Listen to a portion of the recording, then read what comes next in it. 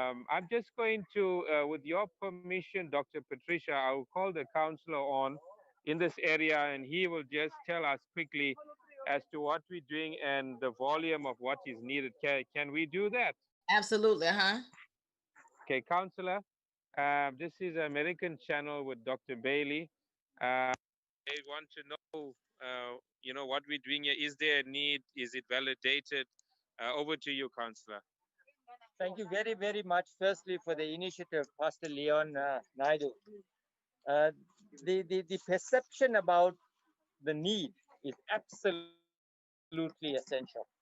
People continue to live in abject poverty simply because of the level of unemployment and the dire straits that they experience in this area. This warm gesture that is rolled out by Pastor Leon Naidu, Brother Bruce on the and in a partnership concept is overwhelming. The only thing we can do is continue to pray for this congregation to grow in strength and to mighty strength. The initiative of reaching 1 million is indeed going to be blessed by God Almighty, and we will continue as a community to join hands with Pastor Leon Naidu and his congregation to make this an absolute reality. Thank you very, very much on behalf of the community that is here as well for the very, very warm gesture that you have done for the community. God bless you. We have Brother Bruce. He's actually Dr. Bailey. He's a local celebrity, and he helped us to get in here. And he called me. He said the poverty is so high. He'll just tell you he's from this area. Hello, thank you for having me, Pastor Leon, and great thanks to Councillor Bernard. I urge all fellow actors, celebrities. Now, this is not a time for selfies. It's not a time for images and stuff. It's time to stand together and help the community and see what you could do to become an ambassador of feeding people and helping people all over the world. I thank you so much. Yeah, so Dr. Bailey, we are on the last. We've been to many areas now. This is the last one, and yes, there is definitely we're standing with the black people, with the African people, and we thank God for that. I also got a multiracial team. On my left here is one of my colleagues. His name is Professor, and we work together, reaching KZN in all the rural areas. So I don't know if you want to ask him something, or I leave it to you, Doctor. That'll be fine. That'll be fine. Professor, this is Dr. Bailey. This is her program that's now on. She wants to know how is there real poverty? We've been reaching 70,000 meals now and people. Can you just in 1 minute tell the doctor what's happening with the poverty in Africa? Great move all over here in South Africa. We are up and down with the American Night, where we are assisting all the community in need. And from today, I think this is the third or fourth place in a place called Mzindo, but in different areas. From here, we are going to Spingo because people are very, very desperate. Wherever we go, and if he says, we see what's going on even here, this is a picture, the bigger picture showing that what is happening. We are assisting the community all over. They are calling us day by day in such a way that maybe others it's not even easy to reach them, but we tried the best to reach to them. We thank you so much, and to all who are supporting this movie like this one. God is on your side, and God will bless you in Jesus' name. Amen. Wow. Listen, Anya, you still there? I'm here, Doctor. I'm here, No, Dr. one Bailey. of the, Yeah. as you know, that our broadcast today is about solutions for injustice. And wow, Beverly just told me our people that are coming in St. Louis, a gunshot just went off near their house with the riots, and they are Oh. floor.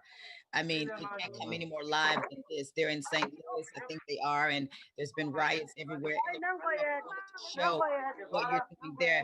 What we're looking at, those of you that are viewing, what we're looking at is the result of injustice. Everywhere there's poverty, everywhere there's disparity, the economic injustices, the health injustices, education injustice, everywhere where missions and charity is needed is because of the lack of justice. And so justice, what we don't realize, whether we want to talk about it or address it or not, it is the scepter of God, the scepter of his righteousness. He says the scepter of righteousness is the scepter of justice. And God is a God of justice. Micah, I think it's 5:8 or 5:6 says, what does the Lord thy God require of thee, but to do justice, to walk humbly before our Lord. And so what we're looking at is just every last one of the people that are there that are living in the just abject poverty is the results of the injustice. Because when you think about South Africa, that's why we have South African guests on today, friends on today. I shouldn't even say guest friends on today, because they lived through, those of you that are watching from the US, they have already lived through what we're facing. Not that we haven't gone through it prior to the cycles that we're seeing now, but until you lay the axe to the root of the tree, it's just going to kind of lie dormant. And the first thing that happens that triggers it is right back festering again, which is what we're facing now in our country. We're so excited about what's going to be taking place next week as we are joining and linking arms with you and we believe that these are the solutions to the injustices that God tells us that, you know, he said, when I was hungry, you fed me. When I was thirsty, you gave me water. And then he also gives the other side of the injustice. He says, when you do it, when you've done it not to the least of them, when you deny them food, when you deny them water, when you deny them clothing, when you deny them shelter, he says, when you've denied the least of them, you've denied me as well. So thank you for showing us that model. And we can't wait to next week where our team on the ground will be linking up with you. And we're just so excited about your pastor being a part of all of this with us. The man of God is a part of every lesson. And then he's also going to be on our One Voice on next week. So we're glad to be partnering together. And we have a lady that's going to be on the broadcast just very shortly. Her house was burnt down during the riots, her shop. And as of right now, we've been able to help her, Pastor Leon, to the tune of $1,000 just by simply sharing her story. So we believe that we are better together. That's we are modeling the platform of one voice, one God, one people, one voice. We're better together. And when we come together, when you hurt, we hurt. When you have a need, we have a need. And the same way you all have a goal of reaching 1 million souls, we share the same goal as well. We're believing for 1 million partners that will go onto Instagram and build that platform up. We're gonna have to cut away very briefly because there's something that's happening with my friend Beverly and her husband. There are gunshots around them. They literally are on the floor. We're gonna cut away to them from South Africa to St. Louis. But thank you so much for hopping on. We knew this was gonna be a hot broadcast today, so we're right in the thick of it already. We'll see you next week. Continue with the feeding there, and we believe for the 1 million that you're endeavoring to reach, and we believe in the reach of 1 million as well on our side. Beverly, I see Beverly here. Thank you so much. God bless you. Thank you. Beverly, you're saying that right now. I mean, it's happening, right? I see you all trying to get. Yeah, we're trying to get it together here. Yeah, I can imagine. So it was. You could actually hear the gunshots. Yes. Wow. Well, I guess we won't have you on long, and we'll let the viewers know that if you're talking and they see you go down, we know what's happening. You know what's happening. That's right. Well, you know what? Guess what? This is the beautiful thing about it, Beverly. In a way, I'm glad we are live so people can see. For those who are slowful, sleeping, apathetic, whose heads stuck on stupid and don't understand the severity and the sobriety of the hour that we're living in. This is no more church as usual in any kind of way, and just denying the facts of what's in front of us, just to kind of, I know you wanted to be a part of what was going on before. That's one of the things you said to me yesterday, but you had to dodge for shelter. Yes, so, we did. Very briefly, what you dovetailing, we were just had cut away to South Africa, where there's so much in this particular area abject poverty. Beverly, you know, we've seen it all of our years of working together, and they're Mhm. going into some of the most remote areas, of course, where people don't have clean water, don't have electricity because of the COVID-19. They were already dealing with Right. substandard living beneath the poverty level before COVID-19. And so now the people are just desperate, just sheer poverty. And I was sharing that every form of poverty that we see on that kind of level is the result of injustice, is the Yes. result of economic justice, is the result of Africa being the richest continent in the world. And yet so much of the continent that people don't have access to the equity of the wealth that's in the nation, which I think is a good place to dovetail right into with you and James. We're talking about solutions today. We can't talk about justice and not deal with the economic component. We cannot talk about justice and not deal with what are the results of it. You know, we'll continue to deal our bread to the hungry and try to go and help people in different parts of the world, but that's kind of really like the tail wagging the dog till you get to the root core problem. There's enough wealth in the continent of Africa for no one to be lacking. And I want to That's say, right. pass it on over to you. It's amazing how for so long there's been this Make a erroneous comment. narrative that Mhm. it is the West that's providing aid to Africa. It is the West, that Africa is depending on the West because she's so poor and she can't take care of herself. When in actuality, there's an erroneous narrative. The real fact of the matter is all of the gold and the oil and the coltan and the cobalt and the platinum and the uranium and everything that it takes to make the industrial world or the IT world or the Western Mhm. world, the developed world function and advance comes right from that continent. So Mhm. we have an open platform. We told everybody it was going to be a hot seat today, that you guys are not going to come and sugarcoat. James is not going to sugarcoat anything. We told him No. that James has been standing for the cause of justice as long as there's been water. How about that, James? So- That's a good way to summarize it. Yeah. We love you too so much, James. You know, a lot of times what you're going to be addressing, so we're going to let people know this is our disclaimer here.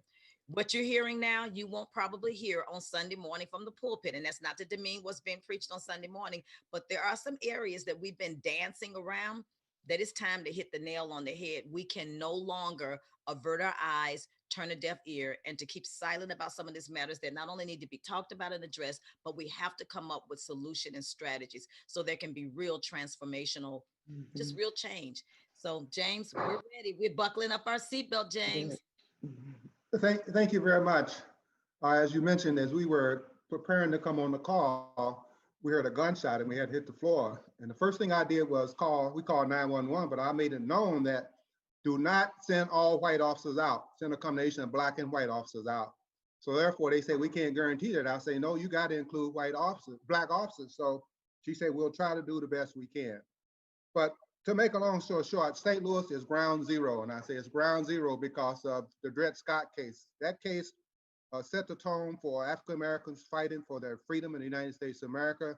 The courts ruled that African Americans are not, African slaves were not citizens, they would always be property. And that is somewhat how they treat us today. And it's ground zero because we live in a city where we have a prosecutor by the name of Kim Gardner. She is fighting for the rights of African Americans, and she's fighting the Ku Klux Klan, the police department, the Klansmen at the state level, and they're doing everything in their power to take her out.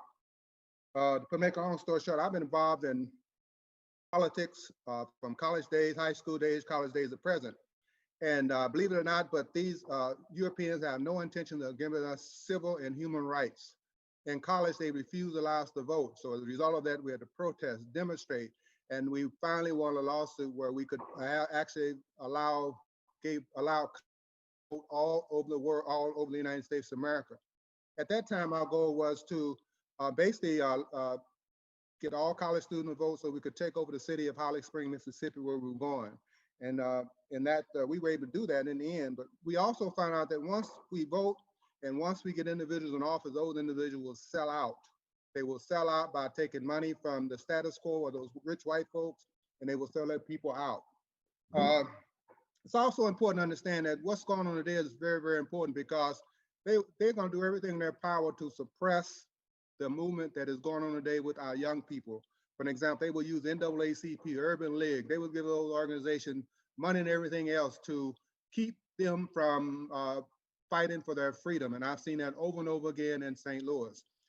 I moved back to St. Louis in 20, because I was the Ferguson uprising, and I came back because the young people. By the way, I was born and raised in St. Louis. I came back because the social media, they called for brothers and sisters, conscious brothers in St. Louis. So I came back to St. Louis, and when I came back to St. Louis, I was on the street with the young people. But to make a long story short, it was called the Ferguson uprising. But to make the long story short, I went into Walmart just to buy some batteries and have my bullhorn because I want to make sure I had the right size batteries. And so they arrested me and they put so many charges. They basically charged me so many things unbelievable. And then once I went to the court system, they just kept putting it off, on and off, and as a result, it cost me a lot of money. So finally, I bargained because my cousin said, "Red, I'm break you." So that is basically how the court system works. The legal system in the United States of America is very, very, very corrupt. Just real quickly and just kind of went past it. And I'm like, back up, James. Are you telling me, and I want everybody to make sure they're understanding this, Beverly and James, that you went in a store to get batteries to make sure that the batteries to the bullhorn that you had matched, and they arrested you? Yes, they asked me to leave because I had my bullhorn with me. Yes, Okay. that's true. Yeah, and he took the plea bargain because he wasn't married to me yet. Miss legal background. Yes. Yeah. Wow. But the also my most recent involvement was dealing with, and this is so important for the audience today. My wife and I go back to and from Colorado Springs, and they're not putting emphasis on this case, but a young man by the name of Davon Bailey, he was running from the police, and you write the name down, DE_VON_BAILEY. He was running from the police, and the police shot him in the back several times. The sellout pastors refused to take action and make sure that young man got justice. The officers were basically put back. They were suspended with pay, from my understanding. They were put back on duty on the same day that the individual, Davon Bailey, had his funeral, and they're still on the force today. And I would strongly encourage all of you to watch the movie called Black Klansman. Black Klansman. I lived in Colorado Springs for 42 years, and I deal with the Klan in Colorado Springs. Also deal with the racist white. I'm a retired educator. They don't want to teach Black